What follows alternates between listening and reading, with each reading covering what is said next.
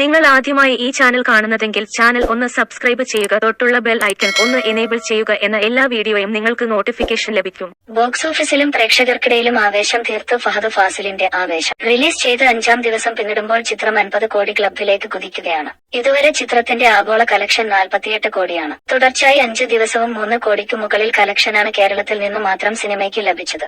ആദ്യ ദിവസം കേരളത്തിൽ നിന്നും 3.5 കോടി വാരിയപ്പോൾ ആഗോള കളക്ഷനായി ലഭിച്ചത് 10.57 കോടിയായിരുന്നു. പിന്നീട് വന്ന ദിവസങ്ങളിലെല്ലാം ആഗോള കളക്ഷൻ 10 കോടിയായി സിനിമ നിലനിർത്തി. ഞായറാഴ്ച കേരളത്തിൽ നിന്നും 4 കോടിക്കടുത്ത് കളക്ഷൻ ലഭിക്കുകയുണ്ടായി. ഞായറാഴ്ച മാത്രം ആഗോള കളക്ഷൻ 11 കോടിയായിരുന്നു. തമിഴ്നാട്ടിലും ഗംഭീര പ്രതികരണമാണ് സിനിമയ്ക്ക് ലഭിക്കുന്നത്. ഞാൻ പ്രകാശനാണ് ഫഹദ് ഫാസിലിന്റെ ആദ്യ 50 കോടി ചിത്രം. ഈ ആവേശം തുടരുകയാണെങ്കിൽ ഫഹദിന്റെ ആദ്യ 100 കോടി ചിത്രമായി ആവേശം മാറും. രോമാഞ്ചത്തിന് ശേഷം ജിത്തു മാധവന് സംവിധാനം ചെയ്യുന്ന ചിത്രം ബ്ലോക്ബസ്റ്റർ ആകുമെന്നാണ് റിപ്പോർട്ട്.